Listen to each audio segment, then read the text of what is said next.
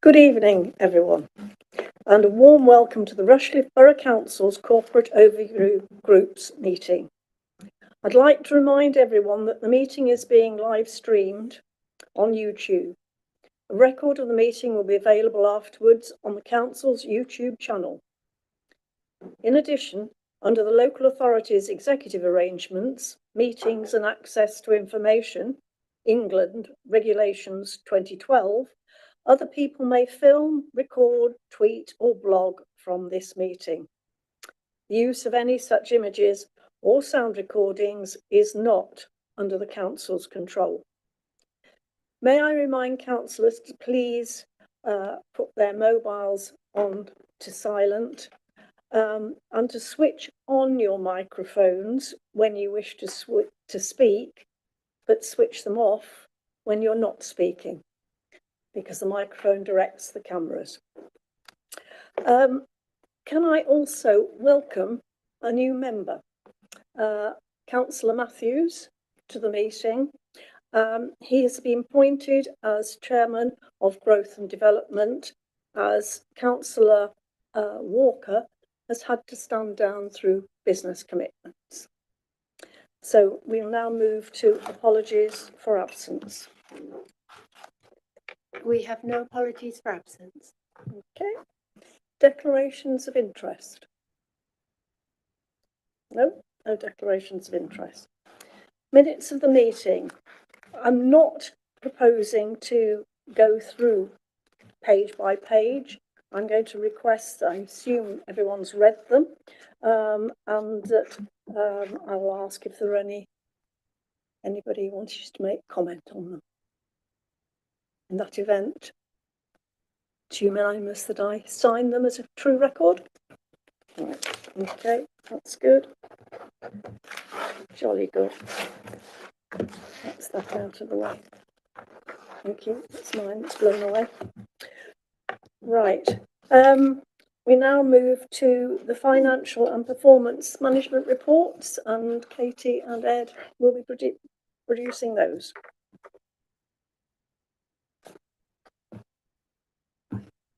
Right in a second. Good evening, everybody. So I shall keep this brief for you. So we'll talk about the revenue and capital position at Q3. In terms of revenue, the position's improved from Q2 from a 0.287 million underspend to 0.665 million. Mainly, this is grant income, which will be requested to be carried forward. Biggest overspends, as we've previously reported in previous quarters, is the crematorium, streetwise vehicle hire and planning income. Underspends arise from grant income for homelessness, utilities, leisure contract efficiencies and costs recovered mainly from housing benefits and the delay in the HVO fuel project due to Nottingham City Council.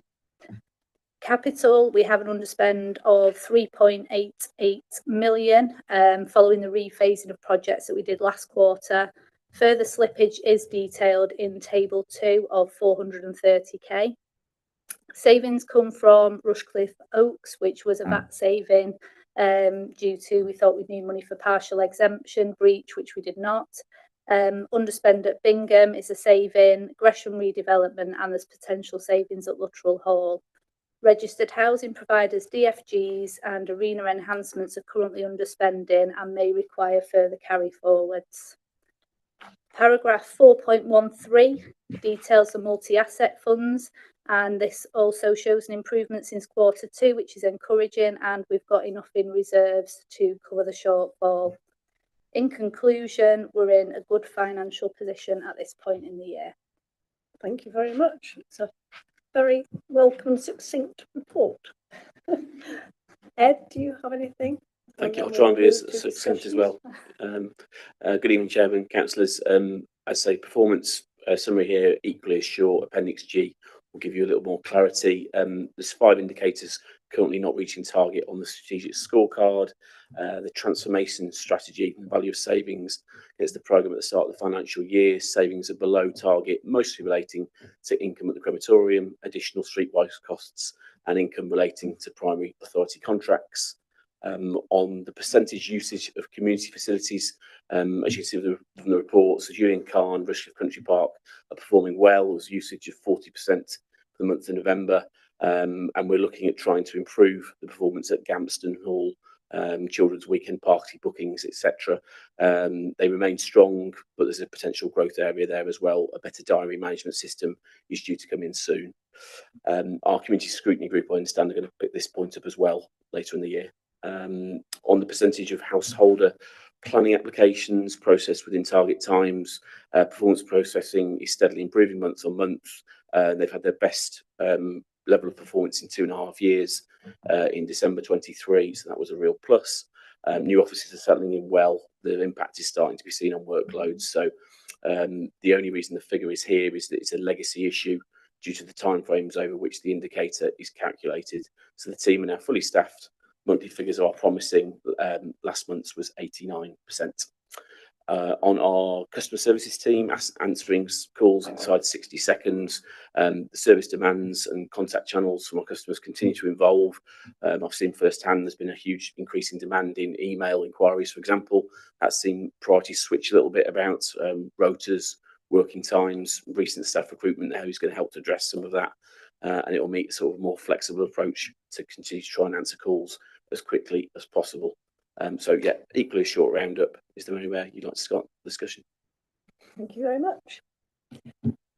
Does anyone have any questions? Councillor Plant? Thank you, Chair. I'm just interested on the DFG grant, where it says that there's 0.332 million that's uncommitted so far. I know that obviously this is the third quarter of the year, but I mean there is huge demand on that grant, and I'm just wondering why the projects may not have actually been processed, but I can't understand why it's uncommitted.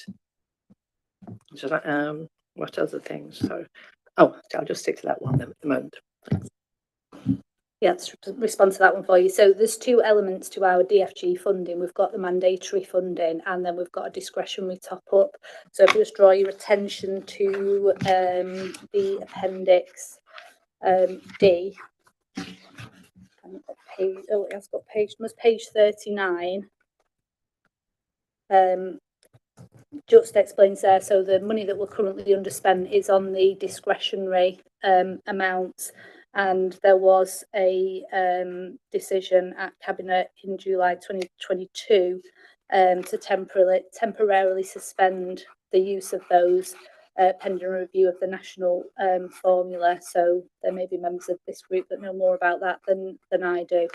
So it is the discretionary element that's unspent at the minute. So it's unspent at the minute. Does that mean, I mean, obviously the money is going to be used for something. What are we saying? That will just go to the mandatory grant, or what? No, they're two separate things. So we've spent the mandatory grant, so that's the extra. So there's always more demand for DFG funding than we've got funding. So I'm assuming that the review that they're doing there is around how that's actually going to be allocated. Right. Okay.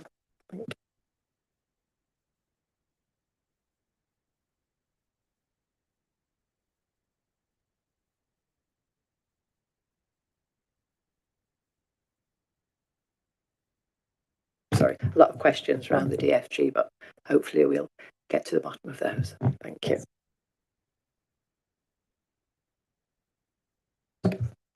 Thank you. Just regarding Rushcliffe Oaks, I say that's one of the biggest variances in the budget there at 400,000.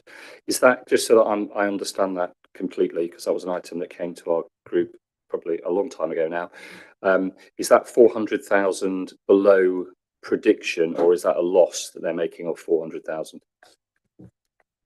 So that's an under recovery against budget of what we expected. So in the business case, it was set overly optimistic that assumed that we would hit maximum cremations from day one. So the business case has been reworked now to a more realistic position. So yeah, that's as per the budget. So it's £400,000 short of where we predicted it, rather than it's making a loss. yeah, so it's £400 short of achieving its income target. Councillor Edavine? Yeah, just actually on the crematorium, I'll have to get Councillor Matthews not to ask the question I was going to ask, but there we go. Obviously, that is income that we were expecting, and I'm not sure it's in the remit at the moment, but is the position at Rushcliffe Oaks looking more favourable now?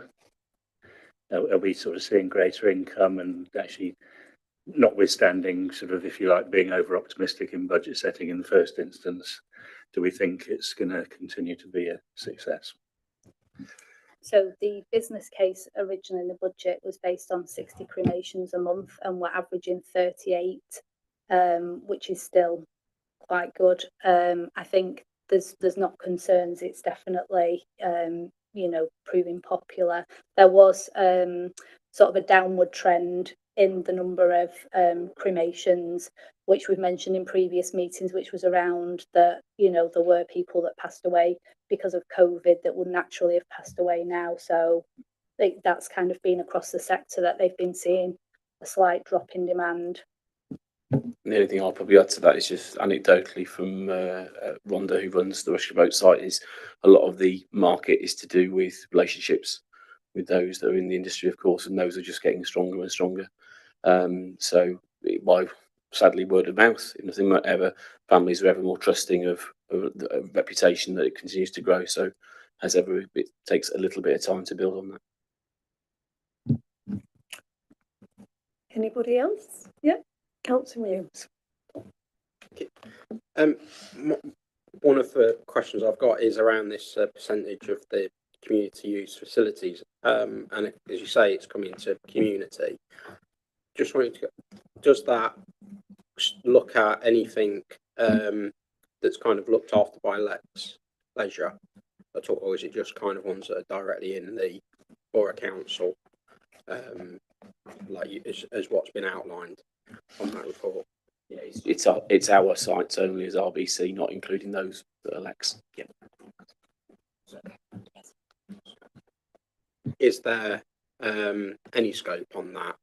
How do we look at that kind of usage and stuff? Is it because again it's people, for instance, like the community hall in Bingham would see that it's a Borough Council kind of community hall. They wouldn't necessarily think that it's like Lex Leisure, or how they go about it is with perception. So it's just kind of if there's any scope.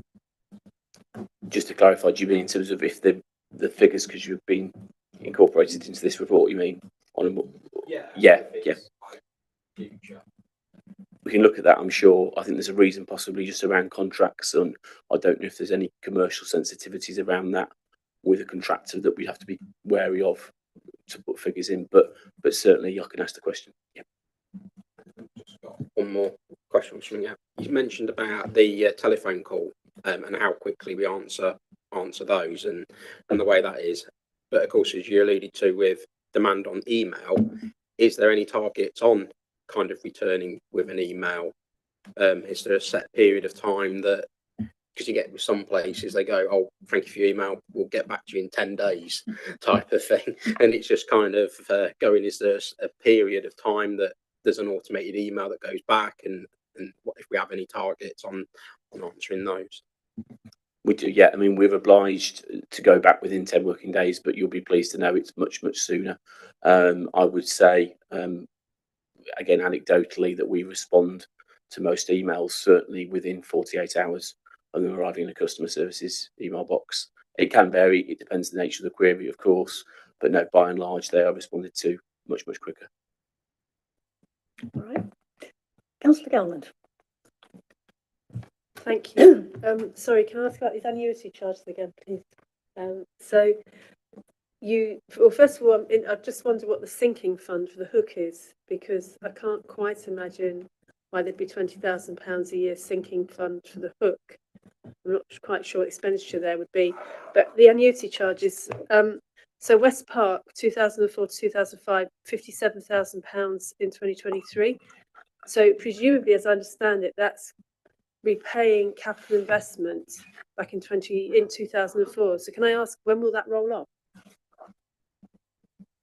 have the answer for that right now, so we'd have to respond separately to that. Okay, could I possibly ask to have the time span for all of these charges, please, for West Bridgeford Sill? Thank you.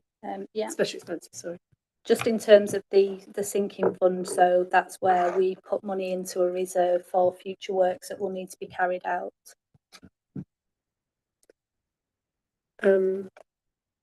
So what sort of works is that on the hook? Again, I will have to find out, but it's general open spaces work, presumably. Thank you. Thanks very much. So you're content that a response will be given? Councillor Plant. On the favourable variances, there is homes, I think these are extra grants, Homes for Ukraine and homelessness funding, 173,000, 150,000, and they're to be added to the reserves. I mean, again, I suppose my question is really, is it added to specific reserves? So in the same areas? And I'm again interested that they're not actually spent within the year, because I don't think we would get huge amounts on either of those. So I'm just wondering why they haven't been spent, really. I've got one other one, but I'll save that. Okay, so in terms of that funding, it is meant for those specific purposes. So when we say we put it into a specific reserve, it's so that it can't be spent on anything else. So, for instance, the Ukraine funding is there to support Ukrainian families, and we don't know when that might be called upon. So it's as need basis. And then the homelessness is, if we've got that money and we don't spend it in year, then we will put it into a reserve for future years. Come back. So is there any data on the sort of numbers of Ukrainian families that are still hosted in Rushcliffe, or anything that we can I think see? that's a question for the officers. We could see. I asked that question for you, because that's not information that I have. Not now, no. Yeah, but if I could have it, thank you. Yeah. And my one more is, again, this. I mean, I've been off. Well, I'm going back in terms of on the council a long time, but I'm coming back again to the 1 million is in the budget again to acquire or develop a traveller site in the borough. And this has been going round and round and round for years and years and years. But I can't remember where I read it, but I was interested to read that Rushcliffe needs to provide 13 permanent pitches by 2038 and 7 before 2025, which is next year. So and there's a call out for sites at the moment. I'm not quite sure what that means. I'll stand outside the arena and call out, can we have some land somewhere? But I'm just wondering, is there any progress with that? Because obviously it's a statutory requirement, isn't it? So presumably we need to. Yeah, so I think that's the call out, as it were, is so putting an appeal out to people who've got land. Is there any sort of for sale? I think it was either in January, it might have been just before Christmas, can't remember the exact date, but we've not had any update on that so far, and I'm not aware that any sites have been identified from that. So what will happen if it is a statutory requirement? And have we got any traveller sites in Rushcliffe? None at all? Not as far as I'm aware. I know there's other arrangements in place in certain locations, but in terms of what you define as a traveller site, I'm not aware that that's the case. Okay, so presumably we'll have to get a move on.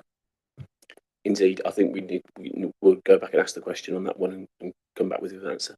Thank you.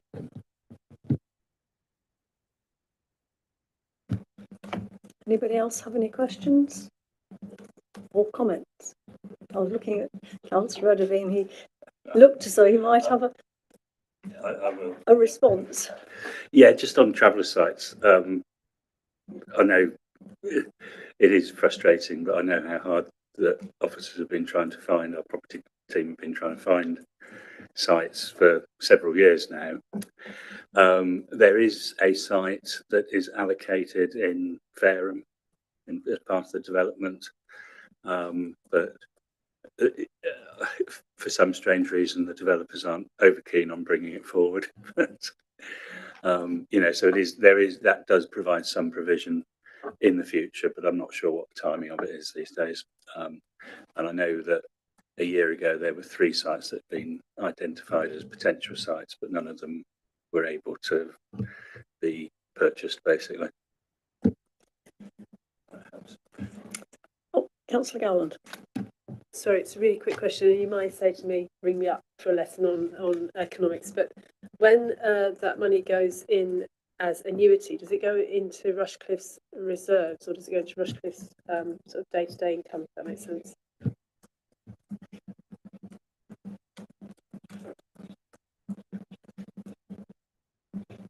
So these amounts that we've got in here on the special expenses monitoring in Appendix C, so that's part of the budget in year, so that will be included in year. So that's the amount that will Maybe I can ring you for a come into. yeah. Okay. Right, if we've finished our debate, as was outlined at the beginning, the recommendations, the 4 points were covered.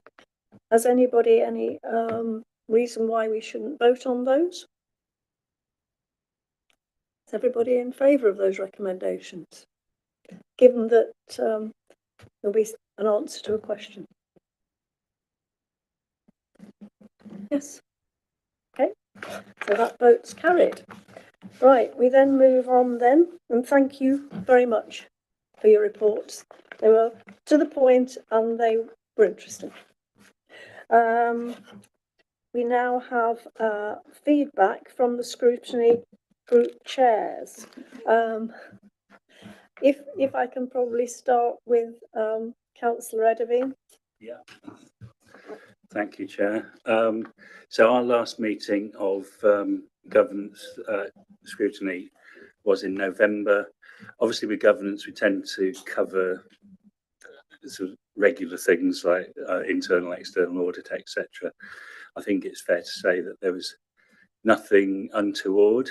The only thing worth noting from the November meeting was that the capital investment strategy update was deferred, and we'll be talking about that on Thursday when we have our next meeting. And that was basically because of changes in the way that some of the valuations were done. So it just, it wasn't worth doing. I think it's certainly worth noting that the annual audit is now complete, and we're in a much better position than other councils up and down the country in terms of our speed with which we get our accounts signed off. And that's a very important thing. One thing, and I think it's not something we can do about, but we'll be looking on Thursday at future audit costs, and they are rising substantially. There's a number of reasons for them, and basically there's not really an awful lot we can do because that they are where they are, and the auditors are putting their charges up quite substantially, and we have to have what they do done. So you could say they got us over a barrel, but I think the only other thing worth mentioning on the governance scrutiny is that we did have a treasury management training programme, which most of us around this table were at. I think we all thought it was very useful. It was good to see lots of other councillors there as well. And I think Arling Close used to be our treasury management company. We went elsewhere for 4 or 5 years. They've come back to us. I have to say I think they're always incredibly good at explaining to idiots like us the ins and outs of treasury management, and actually making what's a fairly dry subject quite interesting. So I think that's a summary of where we are with governance scrutiny. Okay, thank you very much. That all sounds reasonably positive. Right, can I now ask Councillor Williams? Don't have anything specifically to feedback from our last meeting because it was mainly with East Midlands Airport flight paths, which we had a very informative and interesting meeting, and lots of questions from councillors around it and around the subject, and good explanations and answers to those questions from the representatives from the airport. But there was nothing kind of specifically fed back on work programme or anything like that, or what we were discussing in reports. Thank you very much, Councillor Williams. Councillor Matthews. Thank you. The last meeting for our group was on the 3rd of January, when we had presentations on the management of open spaces. There's quite a lively debate about should councils be adopting open spaces on new estates or not, and the cost implications for us of that. And we got to quiz a management company that runs some of these schemes on behalf of developers. There were some questions that we sent back for the officers, which we're hoping to get updates on. And then we also had presentations from on a similar nature on the sewage infrastructure and flood infrastructure that goes along with that, and a presentation from the county council on the who's the lead flood authority, local flood authority for our area. And then coming up, we have the next meeting is in March, where we're looking at connectivity and communications, again, sewerage and discharges. And then later in the year, we've got the crematorium coming back to us. We had a presentation for them at the end of last year. So that's what's on the horizon for us. Right, thank you very much. So we've had I haven't missed anyone, have I? No. We've had the feedback from the scrutiny chairs. Now we have feedback from our lead officer, Charlotte. Thank you very much, Chairman. Just one piece of feedback from me today. We've received some feedback on the scrutiny matrix, which has led us to make some changes, not least renaming it to a scrutiny request, which hopefully will soothe things slightly. So we'll circulate the new form after the meeting and let councillors know through councillors' connections that we're open for any new topics on the new scrutiny request form, and the deadline for those will be the 1st of May, before the next meeting of this group. Thank you very much. Yes, I'm pleased that we're changing the name to request, because I think that's probably a little more inviting and less intimidating. I think people have been very put off by matrix and thought, oh gosh, what on earth does it involve? So I think that's a good one. I've also asked that we just tweak some of the wording, change understand to at the beginning of the scrutiny request form to explore. And whenever we use this business, we've transitioned for a long time. And it is a while since we had the old scrutiny regime, and we have, I think, transitioned. So if ever we talk about anything in the future, it will be development rather than transitioning, because I think we are continuing to develop the way we scrutinise, which is good. I don't think that is a bad thing. So yes, so that's yes, that's what I would like to say. Right, so we're getting through this agenda very quickly. So we're now going to consider the scrutiny group work programmes, and we have a couple of requests for scrutiny on our agenda, and the first one is accessible housing, which I'm sure we are all in agreement with, and it's put forward by Councillor Thomas. Oh, she's here, yes? Oh, apparently required over there. There's a hot seat there for you, Caris.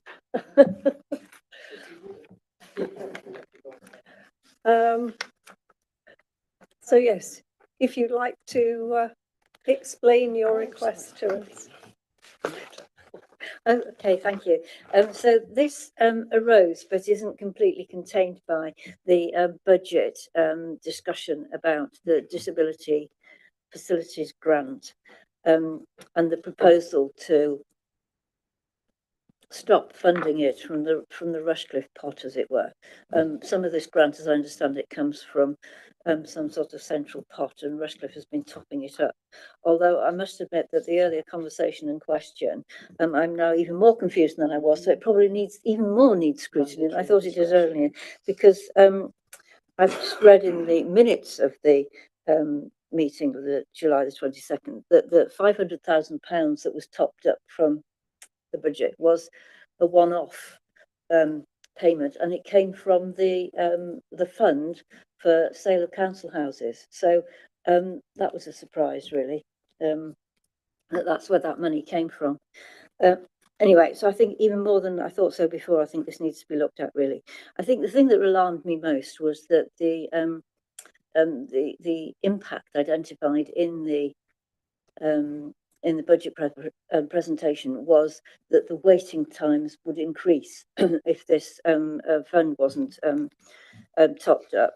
And I think that is serious. We need to understand how much it's going to increase by. We need to understand that if this goes on year, does it carry on increasing, or does it increase once? So there's an awful lot that needs to be understood there. And also some case studies would be interesting to do, to understand exactly what it does. So, I think it was the first time it had really impinged on my consciousness, really, that this fund, to be honest. Maybe I've missed it, but there we are. But then there's a whole raft of related issues, really. But it's not just using this fund to adapt existing housing. It's how much adaptable and adapted housing is being built, both in affordable and in the market sector. And these things, I see both sides of this as linking very closely together. And I'm also aware that it comes under different parts of the council in terms of teams within the council. So I am quite keen that both sides of this are looked at and that the two things are linked, really. So, I mean, I've, listed various other things there. I think one of the other things I would highlight really is that there's been quite a lot of concern that of all the housing that's been built, there's very little that's certainly in our area that's specifically adaptable for older people or whatever, and that mix of housing perhaps that's being developed, and then that impacts on impacts on this fund, because they're two halves of the same thing. If you're not building the houses and that housing stock isn't developing and continuing to develop, then you're going to have more need to adapt houses because people can't move. So I do see them as very closely related. Yeah, so that's it. Thank you, Councillor Thomas. I think we're probably all sympathetic to this item, and it has implications for both the communities and growth and development groups. So we have been thinking that we could possibly have a joint scrutiny group to look at this item, or we could have a group where the chairman invites the chairman and vice chairman of the other group to attend. There are all sorts of implications for that, one of which is the size of the group and its implications for time, because I'm sure everybody would have questions. So what I'm going to do is ask Charlotte to explain to you the legality of doing it either way, and then it will be for you to debate. Thank you, Jen. I think you've probably covered most of it, to be honest. We have done joint scrutiny meetings before, just not for a very long time. Other authorities do them with a bit more regularity, and it allows a topic to be viewed from different angles, depending on from what scrutiny committee you kind of originate from. but it does make it a very big group, and so there would need to be some coordination beforehand to look at, right, okay, everybody pools the questions, then we kind of just have them back out. It's a lot more structured than perhaps you're used to in your normal groups, which might feel a bit constraining, especially with something that is actually quite an emotive topic such as this one. Other things that we have done before is perhaps have some kind of briefing session beforehand, and then it gets scrutinised. So we could say briefing session's open to everybody, but the scrutiny group that you allocate it to is perhaps the one that does the question and answer part of the scrutiny. And the third option there that's perhaps up for discussion is that whichever group it ends up going to as its primary scrutiny group, the chairman of that group makes an official invitation over to the chair and vice chair of the other scrutiny group, affording them for this one particular item rights to come along and participate in that debate. So that would still be in line with the Constitution. It's not something that we've done before, but I've had a word with the monitoring officer, and we're happy that we can do that. It's just a case of which you feel is the best of those three options, giving you what would be a very interesting scrutiny meeting and hopefully some good scrutiny outcomes. I think it has huge implications for all our residents, and it's therefore very much a community issue. But obviously, like everything, these things have threads, and yes, it goes across the border, so to speak, into growth and development, which is why we're talking about where we should put it. If you'd like to debate it, I should welcome your views. Councillor Gowland? It strikes me that there's a fourth alternative which may cause a delay, and I don't think a delay would be good, which would be to split it into two. As there are two different issues here, and obviously they interlink, but if it means a more thorough consideration of each, maybe that's another option. But I think if it's going to cause a delay, then I wouldn't do it. I think we were looking at it could possibly go to an October meeting,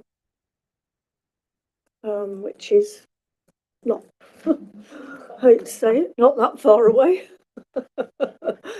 Certainly not in council terms. So if that was what we were looking at, does that help?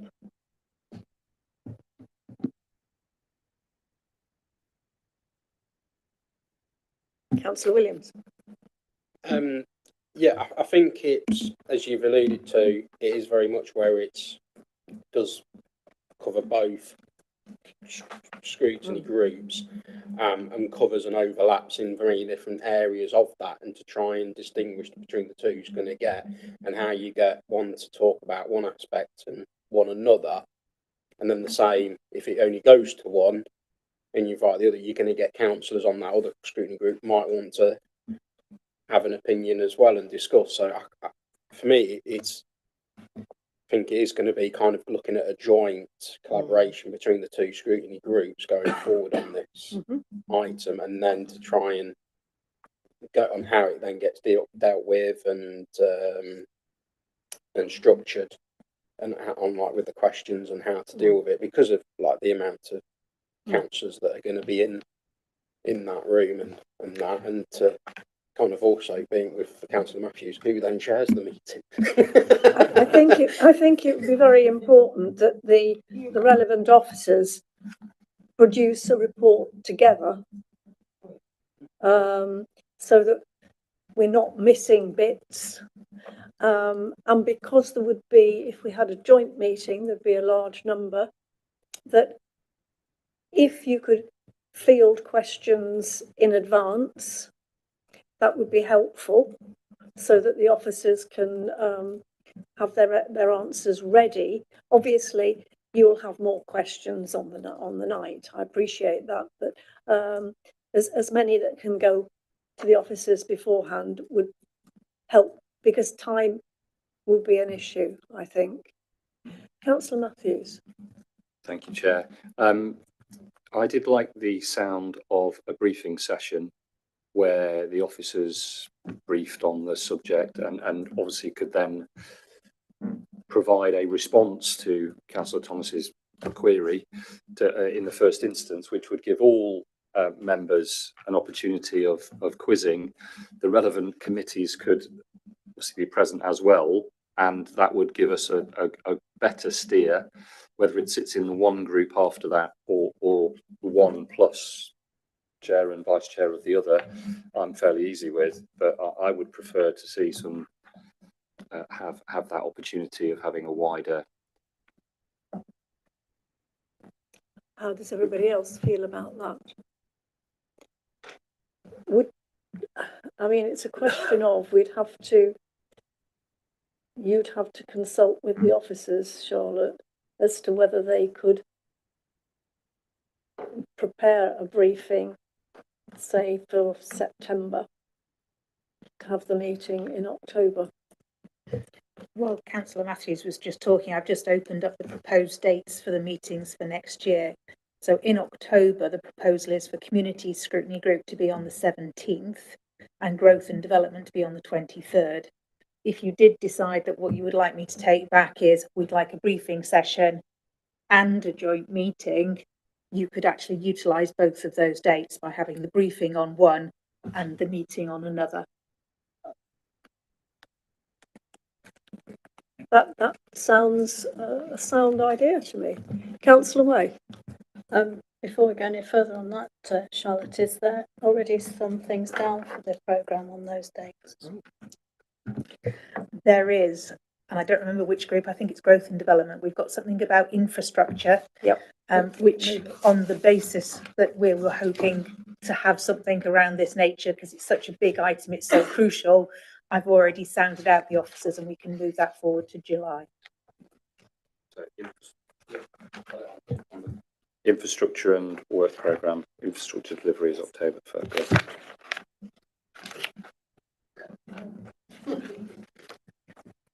I like to have my bases covered, just so that whatever you decide here, we can actually, I know that we can do. And on the makeup of this joint group, we're talking about inviting the chair and vice chair from one to the other. That was one suggestion. Yeah, I just want to put forward the idea of what happens to the other people on that group. I think it's important that we don't miss out people who are part of that group and expect to be part of any further developments from that group. So I appreciate it would make it seem like a very big group. But I think if you're going to put questions in advance, which is always a good thing, and perhaps we should be doing more of anyway, it shouldn't be too unwieldy and full. Are you good? I was just going to say, it sounds like by combining the two, obviously it is a big group, but actually, I was going to sort of say, well, is there a possibility of like a member working group with representatives from both things? But I think actually, because combining two means that everyone gets a say, but at the same time, and I don't think anyone's sort of saying, well, that's going to be too unwieldy, because I don't think it is a matter of sort of restricting. It's actually the fact that both scrutiny groups will actually be at the meeting. Is that right? Right. So I think what I'm hearing is there's a consensus of opinion that we would like a combined group, and we would also like a briefing beforehand. Can we take that forward? I'm not going to give you 100% certainty, but I'm about 90% certain that we can swing that, and I'll get back to you in a couple of days. We also need to consider possibly expert witnesses, inviting portfolio holders such as Councillor Upton and Councillor Butler, maybe. Planning.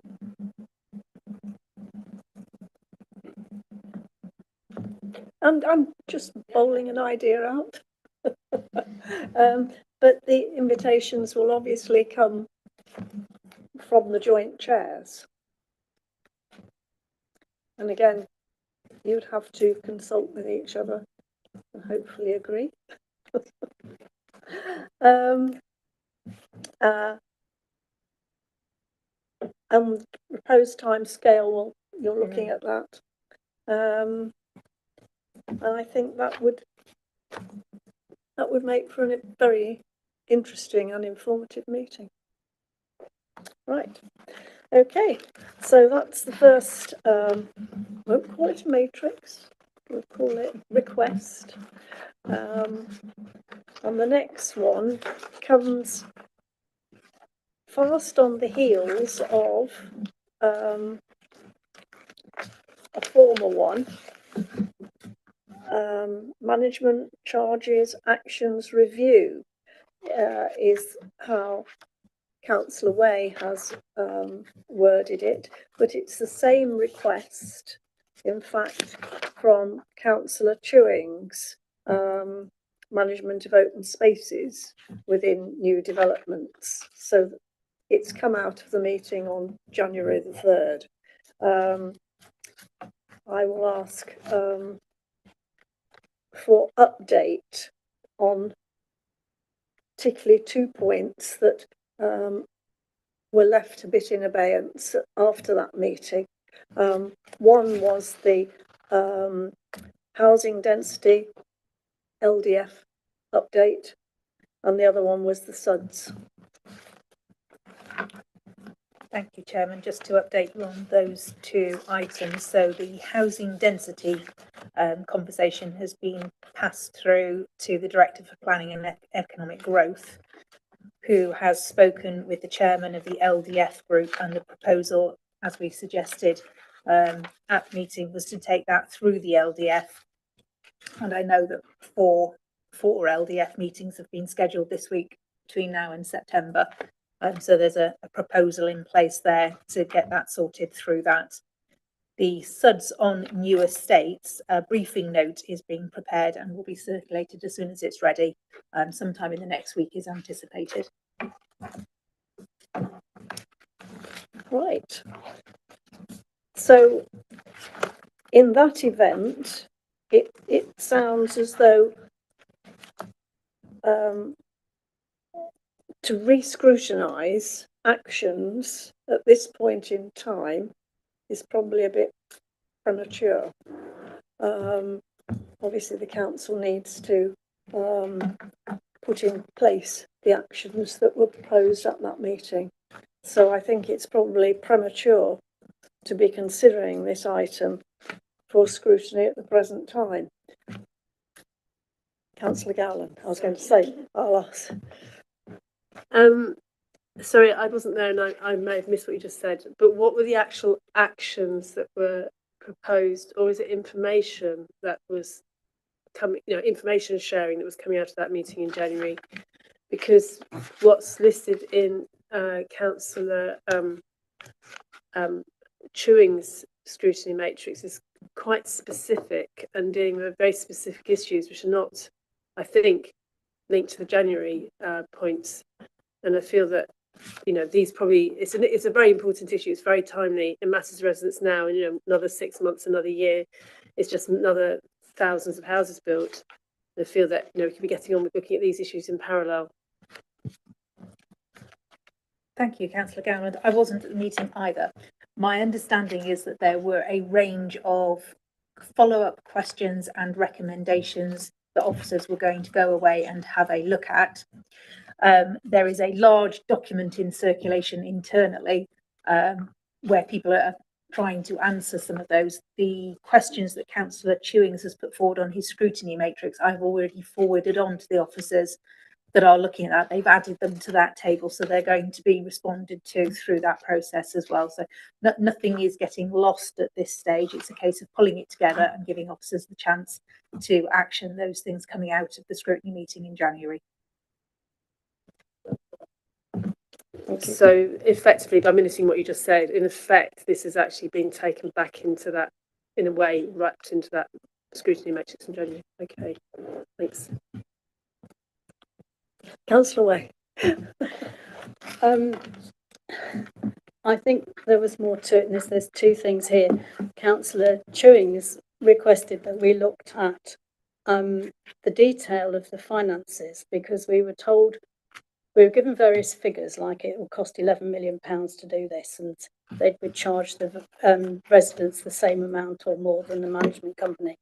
And I think Councillor Chewing's request here is to see how those figures are arrived at, not to us they were plucked out of the air. I'm sure they weren't, but to see a breakdown of how those are arrived at, I think is an important thing here.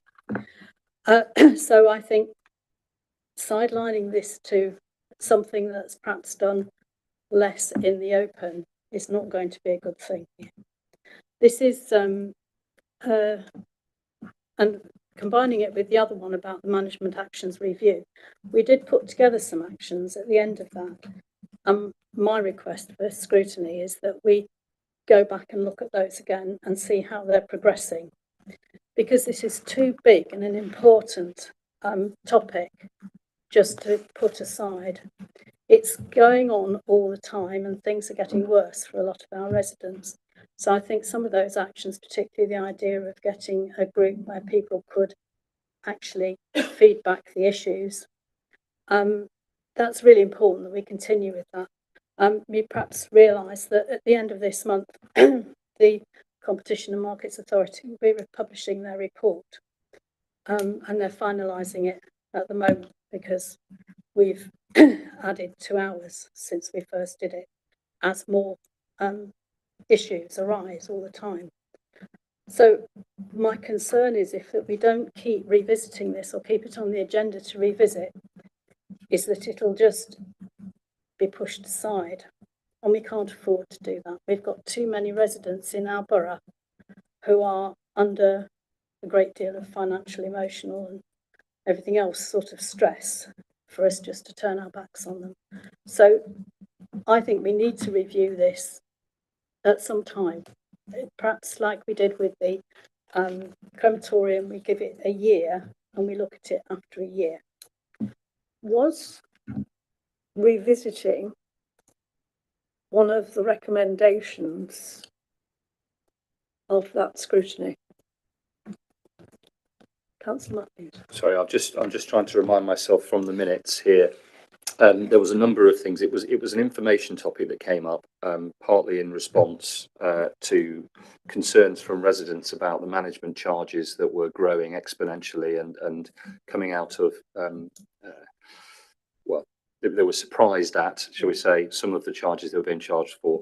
And there was a lively debate from everyone on the committee about adoption. Previously, the councils had adopted some of the open spaces, and the committee had a number of questions for the officers as well as the management company that came to provide an example of what they did. They weren't necessarily being scrutinised themselves, but just came for an information review. So what we wanted to see was we wanted more information from the officers. One on the financial matters, because obviously they did come with a number. The committee wasn't, the scrutiny group wasn't convinced necessarily how those figures had been arrived at and whether the veracity of their accuracy. And they wanted some more information about revenue versus cost, because obviously with the new estate as well as the open space comes the revenue from the council tax. So there was some more information that was looked at, and basically it was an incredibly complex subject that was already in place in a lot of these places, so we couldn't unwind it. It's not something for the committee could do. But we were trying to encourage the officers to work with residents groups to try and the developers to try and make the charges less opaque than they are at the moment. I think that's probably a fair summary, isn't it? It seems to me you also need to understand legalities, because yes, that was one. Be some legal investigate the legal position on whether lump sums were available from the developers and things to negate their liabilities. But as I understand it, you're saying that officers are already aware of all of this and are actually working on it as we speak. That is correct, yes. So I don't think we can be looking at bringing it back at this stage. And what is the process for bringing back, if it hasn't been requested by the committee at the time? If I can just come in there. My understanding, I didn't chair the meeting. No, I appreciate that. But my understanding was that we were, this was to come back to the committee at a later date once the officers had, because part of it was providing additional detail. Oh, Councillor Edavid, I'm sorry. No, it's okay. I I think the discussion over there was possibly more important, but there is a piece of legislation going through Parliament at the moment. My understanding is that it will actually, it's committee stage and it will get on the statute books within the lifetime of this Parliament.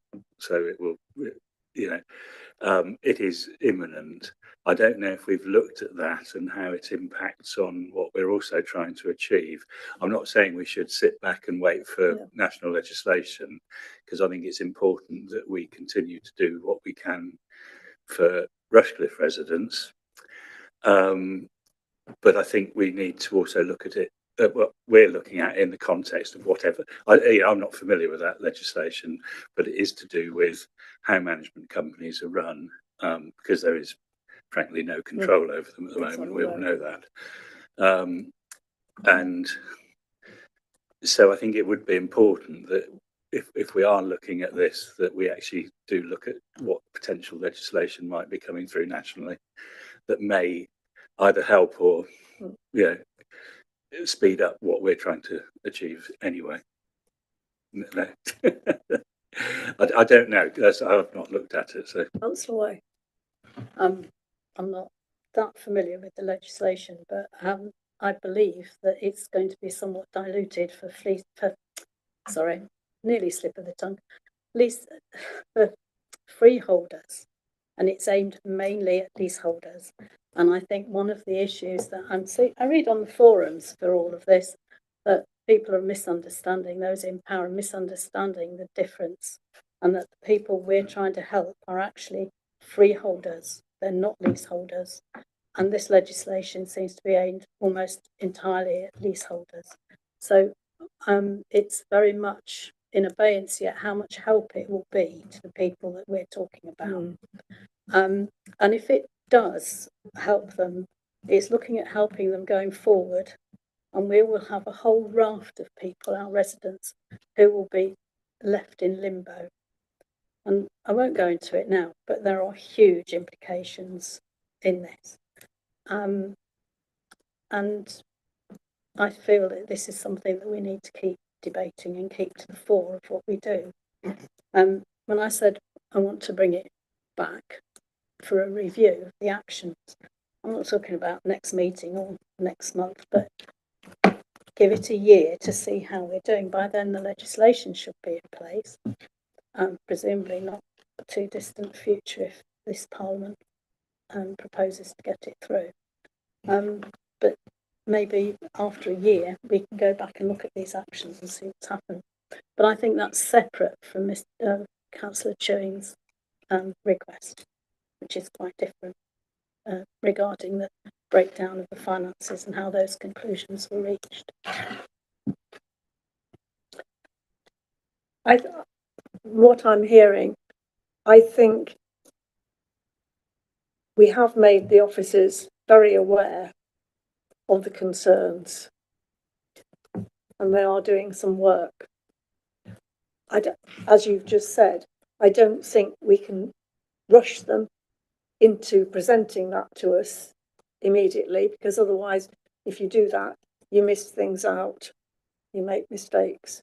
But I think the officers need to be aware that there is a request or a need to bring back their results to a scrutiny meeting rather than just issue a briefing note or whatever. So I don't know whether you can diary something. Can I speak? Can I make a suggestion? So I've heard what you've said. I've certainly come to the meeting going, please just let us get on with it and then we'll get back to you. If at that point you need more information or there are further things you need to follow up and such like, that's when we start discussing it. However, we shouldn't really be having another request for scrutiny within a 2-year period. That's one of our kind of rules to make sure that things are fair. However, I understand what you're saying about how important this is. I like the idea of, I'm not talking about bringing it back to the next meeting. Can we schedule something in for this time next year? Can I suggest that actually what you allow me to do is put this on hold, go back and have a conversation with the relevant directors, and then report back. If we're thinking that actually we're going to put it on for a year, can I go back and see if we can wiggle the rules slightly and put it on for a year's time? And I'll let you know at the next meeting, because we're not losing anything if you think that you're going to want it in a year's time. We're just going to put it on pause for between now and the end of May. Councillor Plant. Yes, obviously I wasn't at the meeting. I did look at a fair amount of it on YouTube, and it obviously threw up lots more questions and answers. So in terms of what the piece of work the officers are doing now, is that based on what the final actions that came out of the meeting? I'm assuming so. Yes. Okay. So, and that's quite a big piece of work. Yeah. Okay. And most of which, and I'm asking Councillor Way because I know you too, most of what Councillor Chewins is wanting to be scrutinised, did that come out as the actions from the meeting? Were most of them in the action of the meeting? I'm just reading. Sorry. It's all right. Thoughts? So I'm just reading through the matrix, and it pretty much mirrors what the scrutiny group decision was.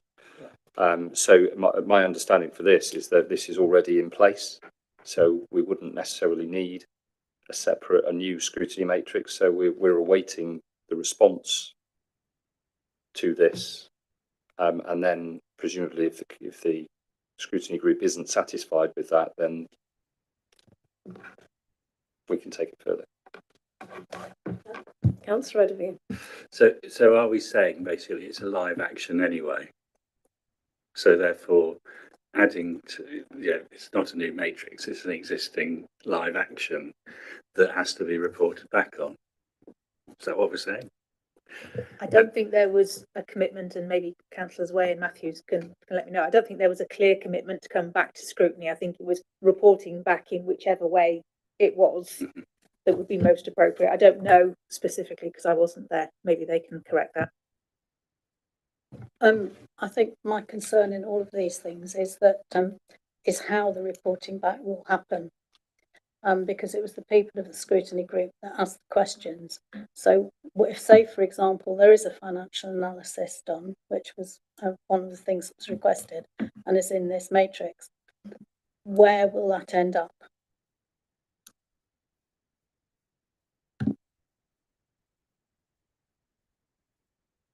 I don't know what Leanne's plans are for reporting back, and I suspect that it will depend on, I mean, I've seen the document. It's a big document. There's a lot to cover there.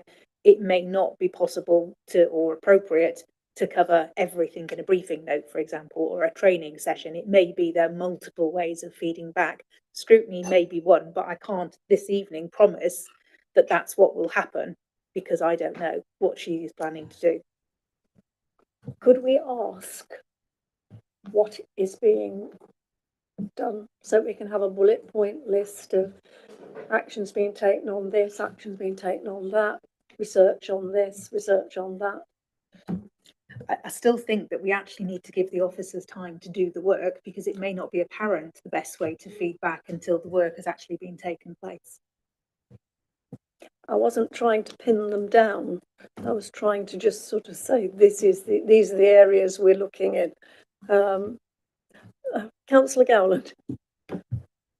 I fully understand people need to be allowed time to do things, but also when things are urgent, things have to be done quickly. So I think it would be helpful at least to have a timetable for some of these actions. And maybe, you know, I understand maybe the best way of reporting back may be difficult, but to identify the priorities, identify some sort of timescale. And I'm not really clear, but ultimately responsible for the work programmes. Can we not at least put on the work programme for that committee that there should be a report back?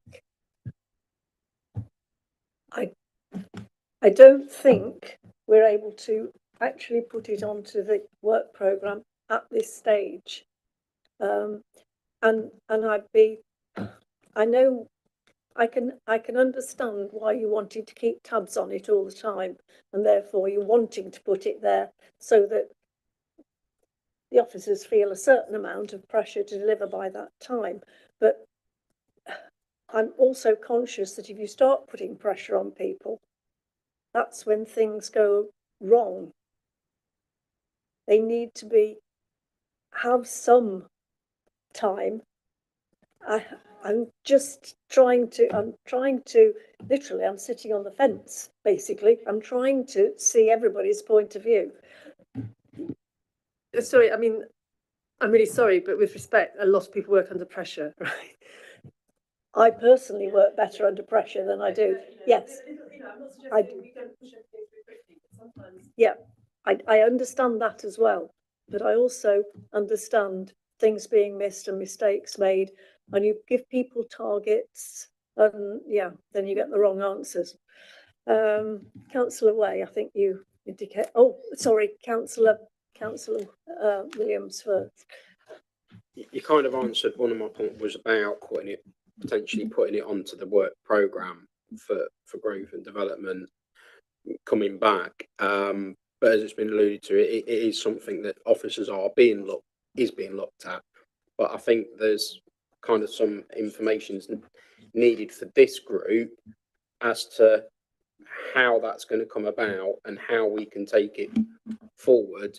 That if we were looking at it, or if it was to be looked at like in a year's time, kind of review as what was looked by Councillor Way, is to come back to this group of how that can be kind of looked at, either with briefing documents, notes, whatever, or session about it, because of how big a subject it is, and because of how many like that they've tried to scrutinise it, and rather than get the answer, they've come out with more questions than the answers, and it's thrown up a whole bigger sphere on this subject, and a bigger kind of thing with, like Councillor Tunes' matrix, there's like so many more questions that has come out of it and that people are wanting to look at, which has caused it to be an even bigger body of work for officers. So I think there is kind of a bit of how this is going to be communicated and what the best way is, but also in that timely fashion for councillors to see how what is going on, because there's also what Councillor Everdeen has said is that there's a changing landscape with some legislation of whatever that's going to be and how that's going to look and the impact of that, but also legalities on some charges and some other bits around it, and there's a lot of scope. So I think it's okay if it isn't able to go onto growth and development, but certainly can it come back here even at the next meeting for review on how we take this subject forward, because we still would have some time in the calendar to put it on there if we can. I was going to suggest that, yes, could we in fact have a report to scrutiny and put the date on when we would like that report, not to necessarily scrutinise it at that stage, but we get a report as to progress. And I'm just looking at the work programmes. I mean, I don't know how lengthy or time consuming that would be. Could it go on to the October meeting, one of the October meetings, or could it come, as has just been suggested, could it come to corporate overview? That might be a I think if you were very careful about what you did and it was a progress report on the work that officers are undertaking, and as long as we realise that this is not the appropriate forum to scrutinise that progress, if it's just keeping tabs on stuff, I think bringing it to the September meeting is something that we could possibly do here. And that then gives us an opportunity to consider whether or not we schedule further scrutiny from that point going forward.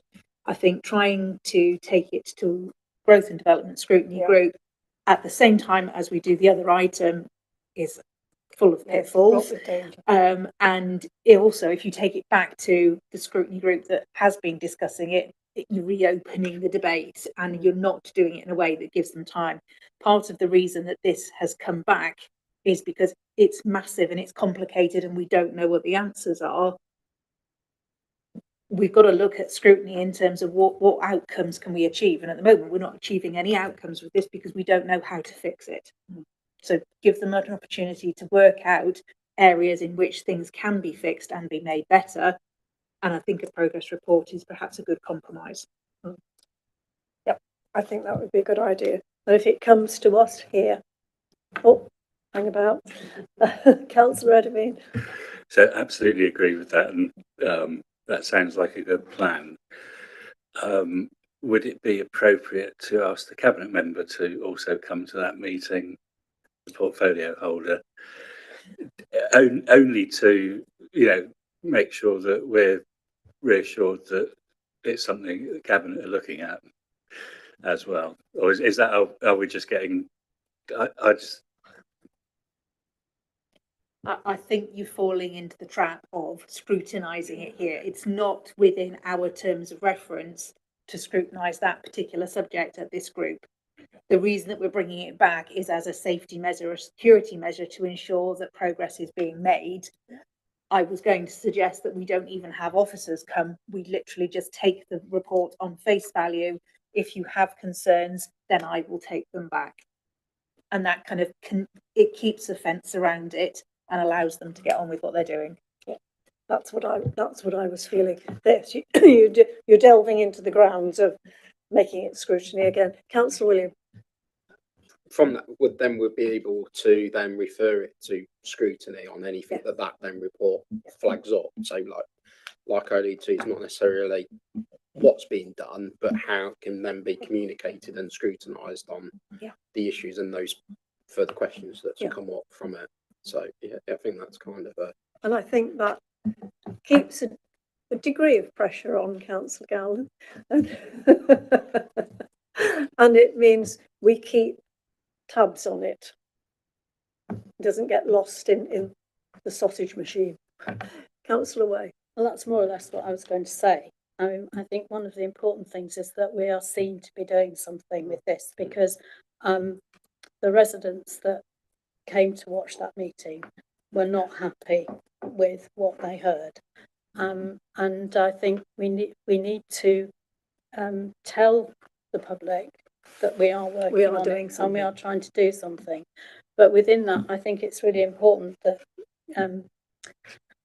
the financial thing is presented to us at some point so that we can see how that's been broken down and how those figures have been arrived at. And my concern is exactly what you've just said.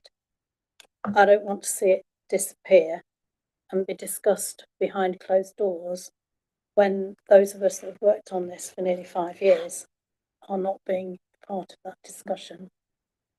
Well, hopefully this report on progress will help us with that. Councillor Matthews. I was just going to echo what Councillor Way said. My understanding from the meeting was that some material, whether it's in the form of a report, was going to be coming back to the committee to answer some of the queries, and then the committee would have an opportunity to then bring further scrutiny if we wish to at that point. So that's I would agree with the position that we have a report back later in the year. Right, so I think that's our way forward then. So if we can now move, oh, sorry, Councillor Can I Edley. just say, I've just had a phone call from my wife. I need to go and sort it out. She's not very well at the moment. So I'll just quickly talk to her. Hopefully I'll be back.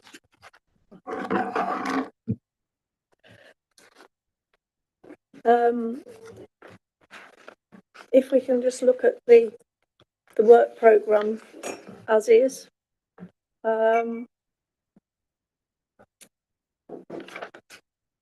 Ours will possibly have this report in it.